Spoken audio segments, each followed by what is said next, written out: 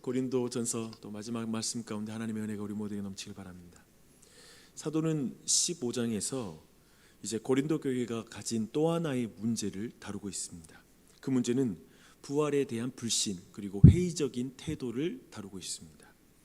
왜 부활을 믿지 못하고 또한 회의적으로 대할까요?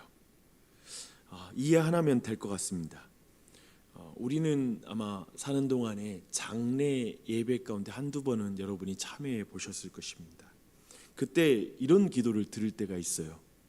주님, 이제 병들고 아픈 몸으로부터 벗어나 그 영혼이 자유롭게 되어 주님 품에 안깁니다 라고 하면서 기도하는 그런 기도 내용을 들어보았을 것입니다.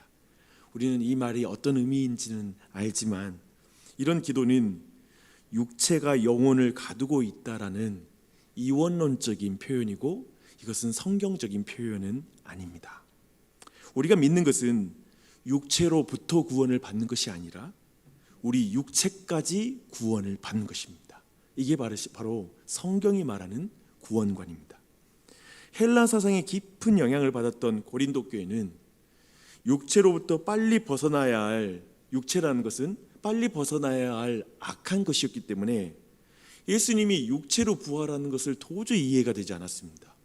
왜 악한 육체로 다시 돌아올까라는 것 때문에 육체가 없는 빈 무덤에 대한 것에 대해서 믿지 않았고 다만 예수님이 영적으로만 부활했다라고 믿는 사람들이 있었습니다. 동일하게 그렇기 때문에 성도들도 육체로 부활하는 것에 대해서 회의적이었고 도리어 불신하는 태도를 가지고 있었던 것입니다. 그렇다면 특별히 한국인은 어떨까요?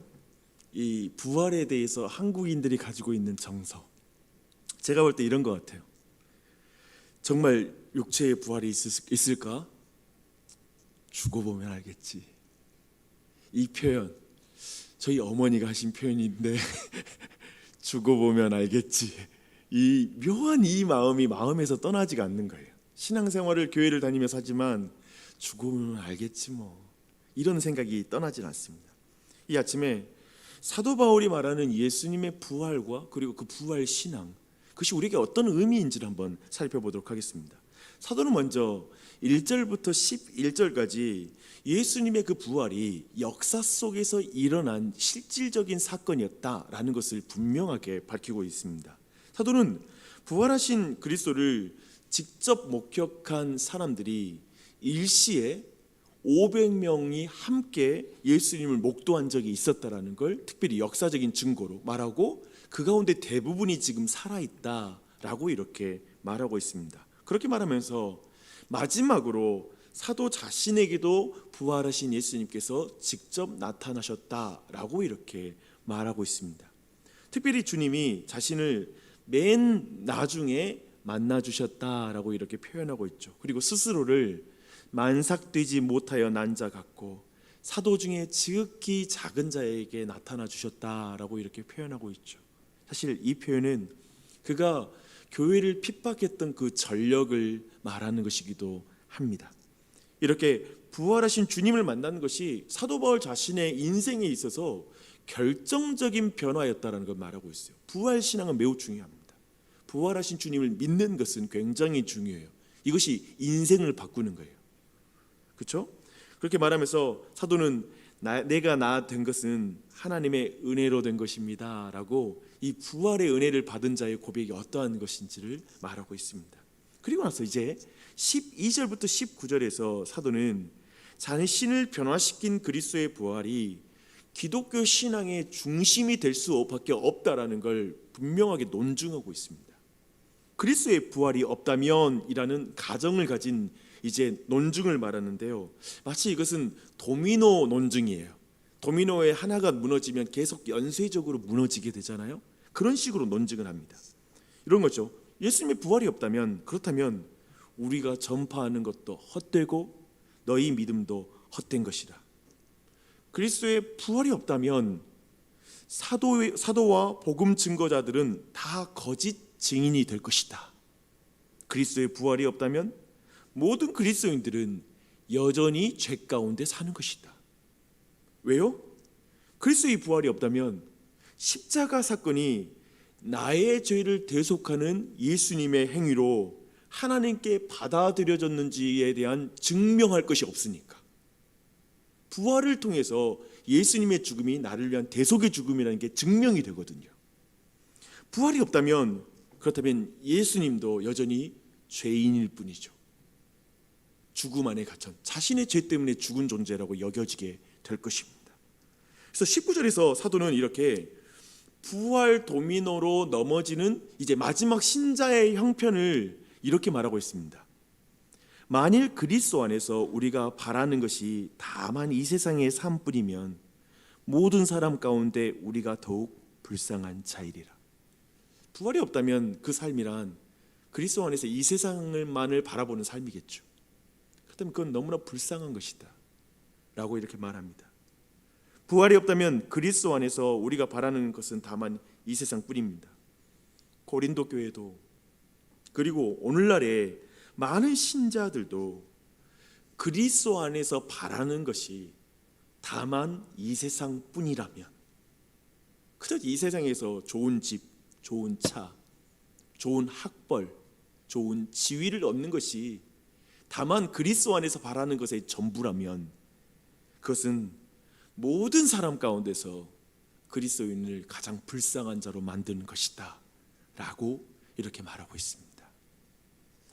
사도는 그리스도의 부활이 그렇기 때문에 어떻게 성도들에게 영향을 미치는지 이제는 좀 더 긍정적으로 그 내용들을 다시 논증합니다. 20절부터 34절까지가 바로 그 긴 논증입니다. 한마디로 그리스도의 부활은 성도의 부활의 보증입니다. 그리스도의 부활은 모든 죽은 자들의 첫 열매다라고 이렇게 말씀하고 있습니다. 첫 열매는 앞으로 열리게 될 모든 열매의 보증이라는 의미입니다. 그 출발이에요. 그리스도가 첫 열매로 부활하셨고, 둘째로는 그리스도를 믿는 모든 자들이 죽어서도 다시 부활할 것이다 라고 말씀하고 있습니다. 지금 죽은 자들의 육체는 땅에 묻히지만 재림 때의 성도들은 그리스도가 부활하신 그 육체를 가지고 부활할 것 줄 믿습니다. 인류의 역사와 우주의 모든 시간은 바로 이 그리스도의 재림을 향해 지금 흘러가고 있습니다. 그날은 가까워져 가고 있습니다. 얼마 남지 않았습니다. 곧 그날이 올 줄 믿습니다. 그날의 그리스도는 원수를 정복하고 통치하실 텐데요, 마지막에는 사망이 죽임을 당하게 될 것입니다. 사망이 멸망을 당할 것입니다. 그리스도께서는 이로써 만물을 그 발 아래 정복하시고 결국 하나님 아버지께 자신을 복종케 드릴 것입니다. 이렇게 사도는 전체를 논증해요. 사도는 예수 그리스도를 부활의 첫 열매, 곧 자신의 부활의 보증으로 믿는 삶이 자신에게 어떤 영향을 끼쳤는지, 지금 자신의 삶에 어떤 영향을 미치는지를 이제 31절부터 32절까지 말하고 있어요. 근데 이게 쉽게 말하면 부활 신앙입니다. 이것이 여러분에게도 있는지를 한번 확인해 보십시오. 부활을 믿는 삶의 모습입니다. 30절입니다. 또 어찌하여 우리가 언제나 위험을 무릅쓰리요. 형제들아, 내가 그리스도 예수 주 안에서 가진 바 너희에 대한 나의 자랑을 두고 단언하노니 나는 날마다 죽노라. 내가 사람의 방법으로 예배소에서 맹수와 더불어 싸웠다면 내게 무슨 유익이 있으리요. 죽은 자가 다시 살아나지 못한다면 내일 죽을 터이니 먹고 마시자 하리라. 사도는 있잖아요, 부활을 믿기 때문에 그리스도 안에서 이 세상만을 바라지 않습니다. 이 세상이 전부인 것처럼 살지 않겠다는 거예요. 그렇기 때문에 그는 첫 번째, 그는 더 이상 안전이 지상 명령인 인생을 살지 않습니다.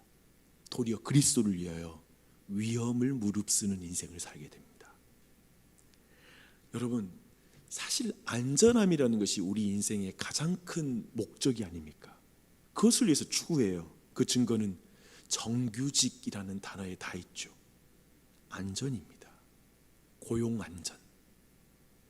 그리고 또한 또 보험, 부동산, 안전한 자산으로서의 금의 가치. 우리가 생각하는 이 세상의 모든 추구는 안전과 관련이 있습니다. 안전함. 집도 좋은 집 사면 그렇게 그날 안전한 느낌을 받아요. 이게 내 집이구나. 아이고 따뜻하다. 좋은 것입니다. 나쁜 의미로 말씀드리는 게 아닙니다. 그렇게 안전함을 느낍니다. 모든 것이 안전함에 맞춰져 있습니다. 그러나 사도는 사람들이 생각하는 안전지대를 벗어나서 내가 왜 이렇게 위험을 무릅쓰고 살겠느냐, 부활 신앙과 연결시키고 있습니다. 왜냐하면 우리가 생각하는 이 세상의 그 안전지대에 밖으로 나가도 거기에 하나님이 계시기 때문에 그렇습니다. 거기에도 하나님이 계십니다. 심지어 죽음도 부활하신 하나님의 손에 있는데 뭐가 두렵냐? 신자의 삶에 뭐가 두렵냐? 그렇기 때문에 그는 위험을 무릅쓰는 삶을 살아가는 것, 기꺼이 그 가운데 나아가는 것이죠. 위험을 즐기는 게 아닙니다. 그 모든 것도 하나님의 손에 있다고 믿는 것입니다. 이게 부활신앙입니다. 이 은혜가 있길 바랍니다. 그러니 그 주님 앞에서 사도는 날마다 죽는다라는 표현을 돌렸습니다. 날마다 죽는 삶, 두 번째예요. 안전지대를 벗어나서 날마다 죽는 삶이 가능해집니다. 내가 죽고 내 안에 계신 그리스도만 살면 된다라는 믿음을 갖습니다. 내 플랜은 지워져도 좋다. 하나님의 플랜이 이루어지면 됐지? 그럼 큰 문제 아니야 라고 말합니다. 사도는 질그릇과 같은 자신의 육체가 깨어지면 더 좋습니다. 나는 차라리 죽는 것이 두렵지 않아요. 차라리 죽는 것이 더 나아요 라고 이렇게 말하는 지경, 그 정도까지 나아갑니다. 왜냐하면 자신이 깨지면 자신 안에 있는 보물이 드러나니까, 질그릇이 깨지면 그 안에 있는 보물이 직접적으로 드러나니까 좋다라는 것입니다. 이것이 쉬운 일인가요? 자신이 죽고 그리스도가 사는 것, 아니요. 죽을 것 같이 힘들어요. 예수님도 아버지여 할만하시거든 이 잔을 내게서 옮기시옵소서. 다만 나의 원대로 마시옵고 아버지의 뜻대로 하옵소서. 아버지의 원대로 하옵소서 라고 기도를 고민하고 슬퍼하며 기도하셨고요, 땀이 핏방울이 되도록 기도하십니다. 쉽지 않습니다. 하지만 그 기도를 드리죠. 참 이런 말 들으면 정말 저도 한동안 이런 말 했던 것 같아요. 왜 그리스도인은 욕망대로 살면 안 돼요? 왜 자신만의 안전지대를 구축하고 살면 안 돼요? 좀 이 세상을 바라면서 마음껏 욕망하고 내 안전지대를 만들어서 좀 거기서 좀 편하게 살면 안 될까요? 다 그렇게 살지 않습니까? 세상 다 그렇게 사는데 왜 그리스도인은 또 그렇게 살지 말라고 하나요? 맞습니다. 세상 다 그렇게 살아요. 그것이 인생관이에요. 그래서 열심히 살아요. 부지런히 삽니다. 그래서 그리스도 안에서 바라는 것이 이 세상의 삶뿐인 신자들도 교회 안에 넘쳐납니다. 그리스도 안에서 바라는 것이 이 세상이 전부인 목회자들도 많습니다. 넘쳐납니다. 그래서 사도가 우리에게 다시 말해요. 33절이에요. 속지 마십시오. 속지 마세요. 악한 동무들은 선한 행실을 더럽힙니다. 여러분, 이렇게 유혹하는 것은 다 우리 동무들이 말이에요. 친한 친구들, 매우 가깝지만 사실은 우리에게 성경대로 살라고 말하지 않고 그냥 보이는 대로 살아. 왜 그렇게 힘들게 살아? 어쩌면 교회 안에 악한 동무가 있을 수도 있어요. 그렇게 사는 거 괜찮다고. 그럼 말합니다. 깨어 의를 행하고 죄를 짓지 말라. 하나님을 알지 못하는 자가 있기로 내가 너희를 부끄럽게 하기 위하여 말하노라. 지금 고린도 교회 안에 그런 사람이 있는 거예요. 그래서 그렇게 말하고 있는 거예요. 사랑하는 여러분, 그리스도 안에서 다만 세상의 삶뿐을 바라라 라는 이런 말에 속지 마십시오. 속으면 안 됩니다. 부활이고 뭐고 지금 현실을 사는 것이 전부지 왜 그렇게 살아? 라는 말에 속지 마십시오. 저는 여러분에게 이 세상에 어떤 것도 소유하지 말라는 말을 하는 게 아니에요. 집도 사고 공부도 잘해야 될 것이고 차도 사야죠. 다만 그것이 영원한 안전지대라고 생각하지 마십시오. 그게 우리의 영원한 안전지대가 아니에요. 그게 영원한 안전지대가 되면 우리는 그리스도를 위하여 위험을 무릅쓰는 삶을 절대 살 수 없어요. 절대 살 수 없어요. 그 안전지대를 여러분이 추구하는 이상 그리스도를 향한 위험을 무릅쓸 수가 없습니다. 여러분, 그리고 그 안전지대에서 생명을 얻는다고 생각하지 마십시오. 생명은 그것이 주는 것이 아닙니다. 그리스도 안에서 다만 이 세상을 바라는 삶을 벗어나야 됩니다. 그걸 떨쳐내야 됩니다. 미련을 버려야 돼요. 그것은 사도가 말하는 것처럼 그것은 불쌍한 삶이기 때문에 그렇습니다. 그것은 가난한 삶입니다. 솔직히 이런 메시지를 들으면 우리 교회가, 그리고 예수님이 여러분이 이 세상에서 조금 배 따시고 그리고 편하게 사는 걸 매우 싫어하는구나, 내가 힘들게 사는 걸 원해라고 하나님을 그런 분으로 생각하지 마십시오. 오해하지 마세요. 그런 분 절대 아니에요. 하나님 말하는 건 이 세상에 그것을 안전지대로 사는 삶이 가난하기 때문에 그런 거예요. 그것이 매우 불안한 삶을 붙잡고 안전한 것처럼 사는 것이기 때문에 하나님은 그렇게 살지 말라는 거예요. 하나님이 여러분에게 주고자 하는 것은 영원한 생명이지 100년에 잘 사는 삶이 아니기 때문에 그래요. 주님은 더 좋은 걸 주기 원하세요. 그래서 거기에 만족하지 말라는 것입니다. 그래서 욕망대로 살면 안 됩니다. 그래서 이 세상에 것이 안전지대인 양 여러분의 삶의 모든 시간과 열정을 거기에 걸면 안 됩니다. 그것은 안전지대가 아니라 트랩입니다. 여러분을 죽음에 인도하는 덫입니다. 덫에 빠지지 마십시오. 그래서 사도에게 부활신앙이라는 건 무엇입니까? 그리고 우리가 예수님의 부활을 믿는다라는 그 의미는 무엇입니까? 보이는 것이 전부요, 부활이 없다면 오늘을 즐기는 것이 맞습니다. 내일이 없는 것처럼 오늘을 살아야 됩니다. 왜냐하면 내일은 내게 주어진 게 아니니까요. 언제 죽을지 모르니까 오늘을 노세 젊어서도 노세 그렇게 살아야 됩니다. 하지만 저는 죽는 것과 몸이 다시 사는 것을 믿습니다. 우리는 죽는 것과 몸이 다시 사는 것을 믿습니다. 믿으십니까? 아멘. 그래서 인생의 모든 수고는 영원한 가치를 지님을 잊지 마십시오.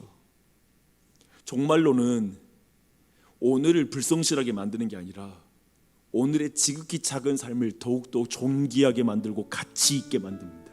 왜냐하면 그걸 하나님이 보시거든요.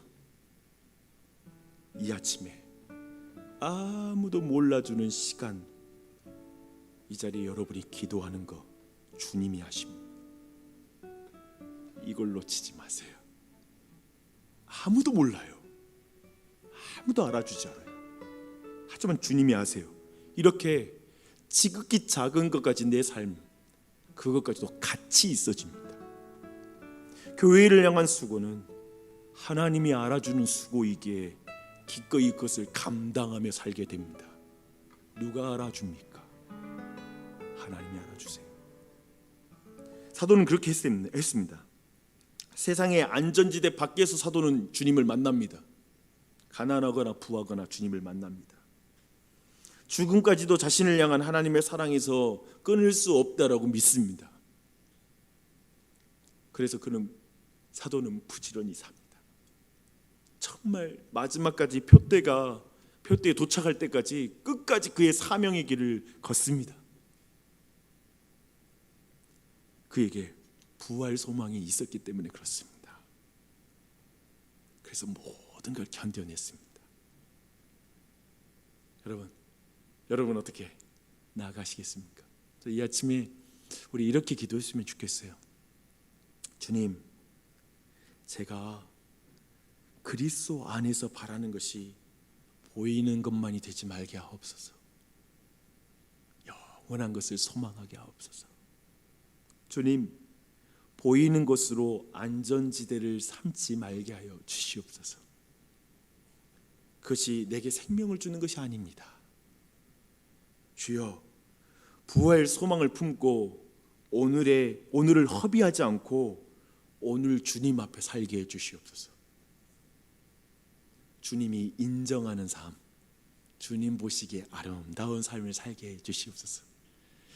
이 부활의 은혜, 이 부활 신앙이 우리 자손들에게 흘러가고 내 배우자에게 이 신앙이 있고, 그리고 우리 교회가 이 충만한 부활의 소망과 신앙을 가지고 나아가는 것, 교회가 그렇게 되잖아요. 우리 가정이 그렇게 돼요. 그래서 이 시간 먼저 그의 나라와 의를 구하며 기도하십시오. 그 은혜가 우리가 속한 교회 가운데 넘쳐날 수 있도록 또한 기도하며 나아가는 이 아침이 되시길 바랍니다. 기도하겠습니다.